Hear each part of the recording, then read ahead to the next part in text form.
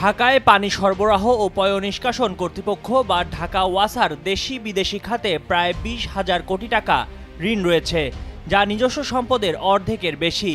মূল টাকা পরিশোধের পাশাপাশি সুদের টাকার চাপও রয়েছে ঢাকা ওয়াসার। এই পরিমাণ অর্থ পরিশোধে রাজস্ব আয় নজর দিচ্ছে কর্তৃপক্ষ।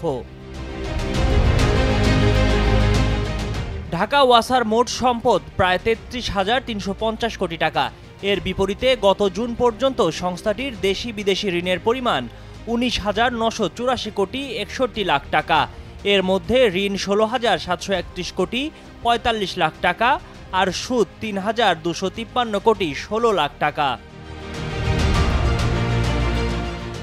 চলতি অর্থবছরে স্থানীয় ও বৈদেশিক মুদ্রায় আসল ও সুদ বাবদ পরিশোধ করা হয়েছে 700 কোটি টাকা এবং সুদ বাবদ চার্জ 298 কোটি 75 লাখ টাকা।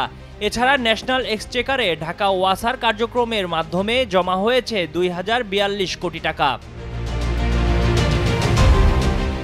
জানা গেছে, বেশি ঋণের বড় কারণ বড় বড় প্রকল্প।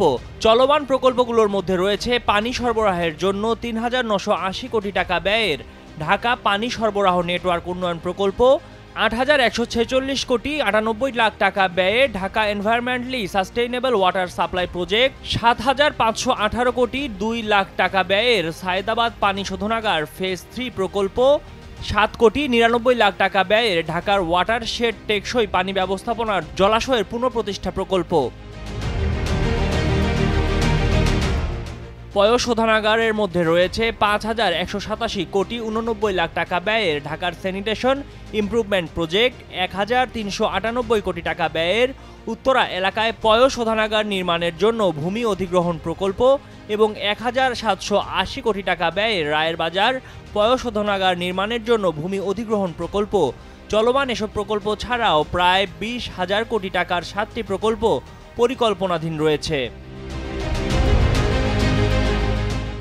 ব্যয়ের হিসাব দীর্ঘ হলেও রাজস্ব আয়ের মধ্যে পানি বিক্রি থেকে 1,769 কোটি 72 লাখ টাকা, পয়ঃসেবা থেকে 589 কোটি 91 লাখ টাকা আয় রয়েছে।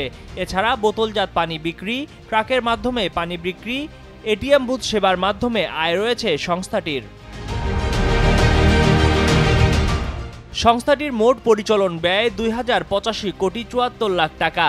এর মধ্যে প্রত্যক্ষ পরিচালন ব্যয় অর্থাৎ পানিতে 1,564 কোটি 30 লাখ টাকা এবং প্রত্যক্ষ পরিচালন ব্যয় অর্থাৎ পয়ঃনিষ্কাশনে 521 কোটি 44 লাখ টাকা।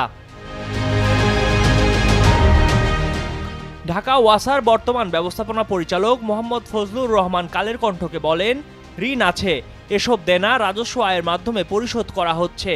সব দেনা পরিশোধ করতে পারার আশাও প্রকাশ করেন তিনি বলেন, সেবার মান ভালো করতেই প্রকল্প হাতে নিতে হয়। ময়ূখ ইসলাম, কালের কণ্ঠ।